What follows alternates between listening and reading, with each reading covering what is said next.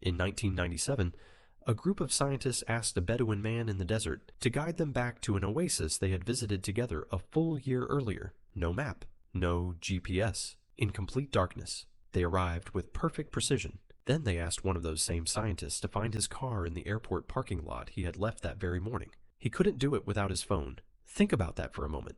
One man remembers a route across hundreds of kilometers in pitch darkness.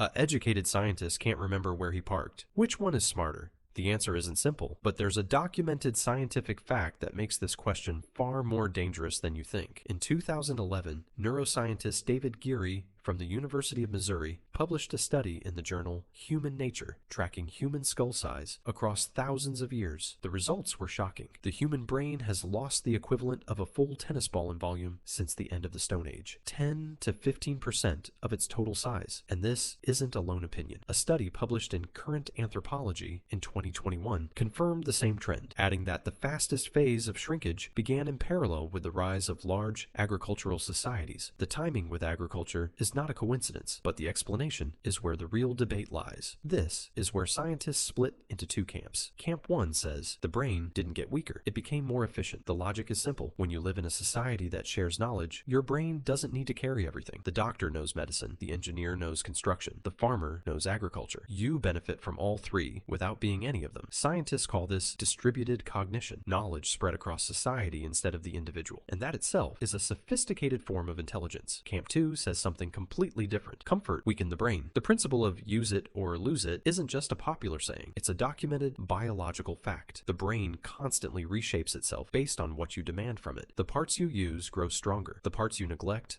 literally shrink. And the strongest evidence for this came from London. In 2000, scientists at University College London studied the brains of taxi drivers. These drivers memorize every street in London, more than 25,000 streets, by heart. The results were astonishing. Their hippocampus, the part responsible for spatial memory, was significantly larger than in the average person. And the more years of experience, the larger it grew. The brain builds what you use. The question you need to ask yourself right now is, what have you stopped using? The answer comes from an unexpected place. In 2007, scientists from Columbia University ran a simple experiment with deeply unsettling results. They gave a group of people information to memorize. Half were told the information would be saved on a computer. The other half were told it would be deleted. The result? Those who thought the information was saved on a computer didn't bother storing it in their own minds. Their brains simply decided they didn't need to. This is what researcher Betsy Sparrow called the Google effect. We no longer memorize information. We only memorize where to find it. And the difference between the two isn't just a different storage method. Real memory is how your brain connects ideas to generate new ones you've never read anywhere. When you stop remembering, you stop truly innovating. But what was ancient man doing with his larger brain? This is where things get genuinely fascinating. Researcher Lynne Kelly, in her book The Memory Code, found that Aboriginal Australian tribes developed a memory system the modern mind can barely believe. They call it Songlines, complete geographic maps of thousands of kilometers hidden inside songs. Every word in the song describes a specific geographic landmark. This rock, that valley, this spring. A child memorizes the song, and with it memorizes an unforgettable map of an entire landscape. When scientists studied the system, they found it was identical to the memory techniques used by world memory champions, who memorized thousands of numbers and cards. The only difference? Champions trained for years to learn this system. Aboriginal children learned it naturally because it was life or death, and it doesn't stop at memory.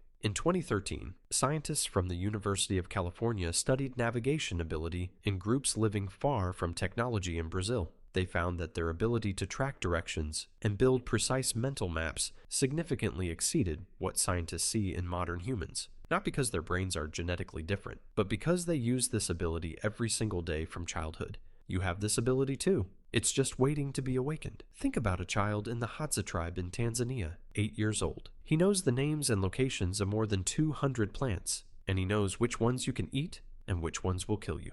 A child in America the same age doesn't know where the egg he eats for breakfast comes from, not because one is genetically smarter than the other, but because each brain built what it needed to survive. So when did this shift begin? Scientists point to one single moment: agriculture. 10,000 years ago, humans were moving, thinking, and solving new problems every single day. The environment changed, and the brain adapted. Then they invented agriculture, and suddenly life became repetitive. Same field, same crop, same movements. Every year, the brain began shrinking in the parts that stopped working. Then writing came and took memory outside the brain. Then specialization came and made each person know one thing instead of everything. Then the internet came and took what was left. Every step was genuine progress, but every step excused the brain from work it had been doing for millions of years. But before you despair, there is one thing you surpass every human who ever lived before you: abstract thinking. Ancient man was a genius in a tangible world, but you are capable of understanding things that have no existence in the physical world at all. The theory of relativity, quantum physics, abstract mathematics. These concepts were not possible for any human brain before thousands of years of accumulated knowledge made them reachable, not because your ancestors were stupider, but because this type of thinking requires an infrastructure of knowledge that takes thousands of years to form. You inherit it for free. And when you board a plane, you benefit from thousands of minds across 120 years of research. When you take an antibiotic, you benefit from centuries of medicine. Your individual intelligence may be less sharp than your ancestors, but your collective intelligence has no equal in the entire history of humanity. So who is smarter? The honest answer is that you're asking the wrong question. The right question is, what are you doing with the brain you have? Because intelligence you don't use disappears.